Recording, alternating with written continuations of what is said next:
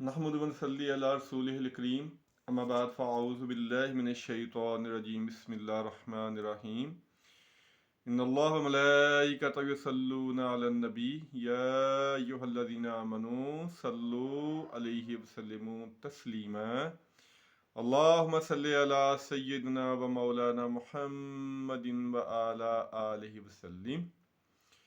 हदीस रसूल सल्लल्लाहु अलैहि वसल्लम चैनल पे आप सबको खुश आमदेद। ये जो बयान आज चल रहे हैं वो ये चल रहे हैं कि सबसे अच्छा मुसलमान और मोमिन कौन होता है। आज उस सिलसिले का दूसरा बयान है। तो आज भी हम हदीस की रोशनी में देखते हैं कि कौन है जो सबसे अच्छा मुसलमान और मोमिन हो सकता है। पहली जो रवायत है वो बुखारी शरीफ में नंबर 14 है इसका, और मुस्लिम शरीफ में उसमें भी 14 ही है, और सुनन अबी दाऊद में 2481 और सुनन नसाई में 1305। ये 3-4 मैंने आपको हवाले बता दिए हैं। और जैसे पहले भी अर्ज़ किया जा चुका है कि ये ज़्यादातर हदीसें आ रही हैं, चैप्टर है ईमान की हकीकत। तो नंबर जो हैं वो आगे पीछे हो सकते हैं। मैं कई दफ़ा अर्ज़ कर चुका हूँ कि नुस्खों में फ़र्क हो सकता है, इंशाअल्लाह रवायत वही होगी, रवायत में इंशाअल्लाह ताला फ़र्क नहीं होगा। तो अब्दुल्ला बिन उमर रज़ी अल्लाह ताला अन्हो इसके रावी हैं कि नबी पाक सल्लल्लाहु अलैहि वसल्लम ने इरशाद फरमाया, हकीकी और कामल मुसलमान, ज़रा तवज्जो सुनिएगा, हकीकी मुसलमान और कामल मुसलमान वो है जिसकी ज़बान और हाथ से दूसरे मुसलमान अपने आप को इत्मीनान में रखें, इत्मीनान में समझें, सलामती में समझें। और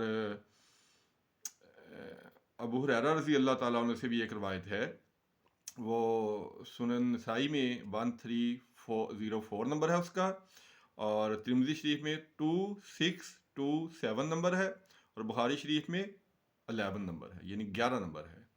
और वहाँ ये रवायत इस तरह है कि नबी पाक सल्लल्लाहु अलैहि वसल्लम ने इरशाद फरमाया कि मुसलमान वो है जिसकी ज़बान और हाथ से दूसरे मुसलमान अपनी जान और माल के बारे में इत्मीनान रखें। और एक जगह है कि मुसलमान वो है जिसकी ज़बान और हाथ से दूसरे मुसलमान महफूज रहें। ये जो रवायत है ये हज़रत अबू मूसा अशरी रज़ी अल्लाह ताला अन्हु से है। यानी कि काफ़ी सहाबा से ये रवायत जो है वो आती है कि जब आपसे पूछा गया कि मुसलमान कौन है सबसे अच्छा, तो आपने ये नहीं कहा जो तहज्जुद पढ़े, जो हज करे, जो ज़कात दे। बिल्कुल ये भी बहुत अच्छी चीज़ें हैं, लेकिन आपने फरमाया जिसके हाथ और ज़बान से दूसरे मुसलमान महफूज रहें। ये हमारी बड़ी बदकिस्मती है कि हम हाथ और ज़बान का जो इस्तेमाल वह बेदरे करते हैं, बग़ैर सोचे समझे करते हैं। हाथ का तो खैर कम करते हैं, लेकिन जो हमारी ज़ुबान है वो खैर के कलमे कम ही कहती है। ख़ास तौर पे मजहबी मामलात में हम दूसरों पे बहुत ज़्यादा कीचड़ उछाड़ते हैं, और अल्लाह ताला माफ़ करे, कुफ़र के फतवे तो हम इस तरह देते हैं कि जैसे ये सबसे आसान चीज़ है। जो शख्स कलमा पढ़ता है हम उसको किस तरह कुफर का फतवा दे सकते हैं।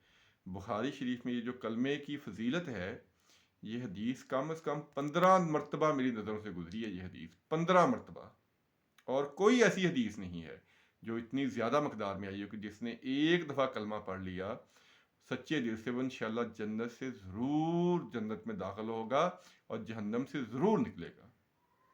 तो हम किस तरह किसी को कुफर का फतवा दे सकते हैं।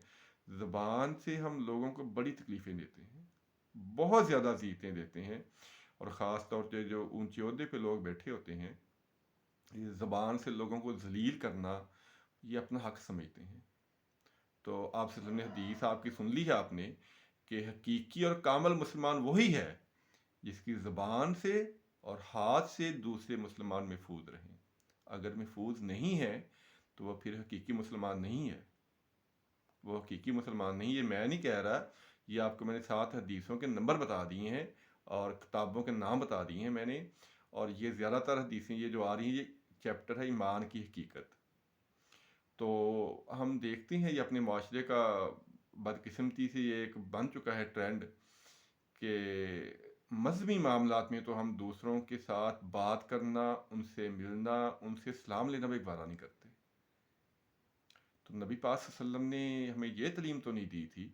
اختلافات مذہبی شروع سے ہیں اور رہیں گے، لیکن اختلافات کو اس اینڈ پہ لے جانا کہ کسی کو کفر کا فتویٰ دے دینا، اللہ تعالیٰ معاف کرے. وہ حدیث سب نے سنی ہوئی ہے کہ اگر کسی نے کسی کو کافر کہا اور اس میں وہ باتیں نہیں تھیں تو کافر پلٹ کے کہنے والے پہ آ جائے گا. اختلافات ہو سکتے ہیں، آپ اختلافات کریں، لیکن اختلاف کو کفر کی حد تک نہ لے کے جائیں. خدا کے واسطے یہ بہت بری چیز ہے اپنی زبان سے کسی کو، ہمیں پتہ نہیں کہ ہم کیا کر رہے ہیں. ایک اور بات ذہن میں آ گئی، اللہ کرے آپ اس کو سن لیں تو پھر انشاءاللہ تعالیٰ ہم کبھی کسی کو زبان سے تکلیف نہیں دیں گے. کہ نبی پاک صلی اللہ علیہ وسلم نے ارشاد فرمایا تھا کہ آدمی اپنی زبان سے ایک کلمہ کہتا ہے، صرف ایک کلمہ، اس کی نحوست اور کفر کی وجہ سے وہ جہنم میں اتنی گہرائی تک جاتا ہے جتنا پورب سے پچھم کا فاصلہ ہے. پھر بھی ہم زبان سے لوگوں کو کافر کہیں گے یا ان کے اوپر کیچڑ اچھال لیں گے، یا مذہبی اختلافات میں جس شخص نے لا الہ الا اللہ محمد رسول اللہ صلی اللہ علیہ وآلہ وسلم پڑھا ہے، ہم اس کو کس طرح کافر کہہ سکتے ہیں؟ ہم اپنی زبان کا کیسے استعمال کر سکتے ہیں؟ تو وہ مومن نہیں ہے جس کی زبان اور ہاتھ سے دوسرے مسلمان محفوظ نہ رہیں. یہ میں نہیں کہہ رہا، یہ سرکار دو عالم صلی اللہ علیہ وآلہ وسلم ارشاد فرما رہے ہیں. اور ایک آگے اور حدیث ہے کہ عبداللہ بن عمر رضی اللہ تعالیٰ عنہ اس کے راوی ہیں. بہت پیاری حدیث ہے یہ بھی. یہ بخاری شریف میں 12 نمبر ہے اس کا، یعنی 12، اور مسلم شریف میں 39 ہے. سنن ابی داؤد میں 5194 ہے، اور ترمذی شریف میں یہ سنن نسائی میں 1309 اس کا نمبر ہے. یعنی کہ 4-5 میں نے آپ کو کتب حدیث کا یہ حوالہ بتا دیا. سنن ابن ماجہ میں بھی یہ حدیث موجود ہے 3253. یہ اتنی مشہور حدیث ہے یہ، اور بہت پیاری حدیث ہے، توجہ سے سنیے گا. عبداللہ بن عمر رضی اللہ تعالیٰ عنہ روایت کرتے ہیں کہ ایک شخص نے نبی پاک صلی اللہ علیہ وسلم سے پوچھا، یا رسول اللہ صلی اللہ علیہ وسلم، کون سا اسلام سب سے اچھا ہے؟ کون سا اسلام سب سے اچھا ہے؟ اب جواب سنیے. آپ نے فرمایا، کھانا کھلاؤ اور ہر شخص کو سلام کرو، خواہ تم اسے پہچانتے ہو یا نہیں پہچانتے. ہم تو یہاں تک پہنچ چکے ہیں کہ ہم کسی جو ہمارے مسلک کے خلاف، ہم اس سے سلام کرنا بھی پسند نہیں کرتے. اور نبی پاک صلی اللہ علیہ وسلم کہتے ہیں ہر شخص کو سلام کرو، یہ سب سے اچھا سلام ہے. سب سے اچھا اسلام یہی ہے، کھانا کھلاؤ اور سلام کرو جسے تم پہچانتے ہو یا نہیں پہچانتے. یعنی اس کا مطلب کیا ہے کہ اپنی زبان سے دوسروں پہ سلامتی رکھو. جتنے مذاہب میں بھی ایک دوسرے سے ملنے کا طریقہ ہے، الحمدللہ اسلام میں سب سے اچھا طریقہ ہے. جب ہم ملتے ہیں تو السلام علیکم کہتے ہیں. یہ اسلام کے بارے میں پہلے بیان ہو چکا ہے. آج تو صرف یہ ہے کہ مومن جو ہوتا ہے وہ دل میں کسی کے خلاف بغض نہیں رکھتا، نفرت نہیں رکھتا، یہ اپنی زبان سے کسی کو تنگ نہیں کرتا. وہ ایک روایت اور ذہن میں آ گئی، اس کا موضوع تو نہیں ہے لیکن موضوع کے لحاظ سے ہی ہے، کہ ایک جنازہ گزرا تھا تو آپ صلی اللہ علیہ وسلم نے ارشاد فرمایا تھا، یا تو یہ نجات پا گیا یا اس سے نجات پا لی گئی. تو پھر آپ نے وضاحت کی کہ اگر یہ نیک تھا، اچھا تھا، کسی کو دکھ اور تکلیف نہیں دیتا تھا تو دنیا کے دکھوں اور تکلیفوں سے نجات پا گیا. اگر یہ برا تھا، بد تھا، مخلوق کو تنگ کرتا تھا، تو پوری مخلوق، آپ نے فرمایا پوری مخلوق، حتیٰ کہ انسان، جرند، پرند، درندے اور درختوں کے پتے تک اس سے نجات پا گئے. تو ہمیں ایسا نہیں بننا چاہیے، اپنی زبان کا استعمال اس طرح نہیں کرنا چاہیے کہ جب ہم مریں تو لوگ شکر ادا کریں. ہمیں ایسا نہیں بننا چاہیے. اگر اللہ نے کوئی عہدہ دیا ہے، کوئی 4 پیسے دے دیے ہیں، تو کسی کو ذلیل نہ کریں. یہ مومن کی نشانی نہیں ہے. مومن کی نشانی یہ ہے کہ وہ دوسروں کے لیے سلامتی والا ہوتا ہے. وہ دوسروں کے لیے سلامتی والا ہوتا ہے. مذہبی اختلافات رہیں گے، شروع سے ہیں، لیکن اختلافات کو آخر پہ نہیں لے کے جانا چاہیے، اینڈ پہ نہیں لے کے جانا چاہیے. ہر کلمہ گو مسلمان ہے. ہر ایک کے اپنی محبت کرنے کا نبی پاک صلی اللہ علیہ وسلم کا طریقہ ہے. کسی نے نبی پاک صلی اللہ علیہ وسلم کوئی سنت لے لی ہے، کسی نے کوئی سنت لے لی ہے. میں پہلے بھی عرض کر چکا ہوں کہ اگر توجہ اور غور سے اگر پڑھے، نماز کے جو فرائض ہیں ان میں کسی کا کوئی اختلاف نہیں ہے. نماز کی جو شرطیں ہیں، جو نماز شروع ہونے سے پہلے 6 شرطیں ہیں، ان میں کسی مسلک کا کوئی اختلاف نہیں ہے. اور نماز شروع ہونے سے نماز ختم ہونے تک جو 7 فرائض ہیں ان میں کسی کا کوئی اختلاف نہیں ہے. اختلاف کس میں ہے؟ سنتوں میں. جس کو نبی پاک صلی اللہ علیہ وسلم کی جو سنت اچھی لگی اس نے وہ اپنا لی. اب اس میں کسی کو کافر کہنا یا کسی سے بات چیت نہ کرنا، کسی کے پیچھے نمازیں نہ پڑھنا، یہ اسلام کا پیغام نہیں ہے.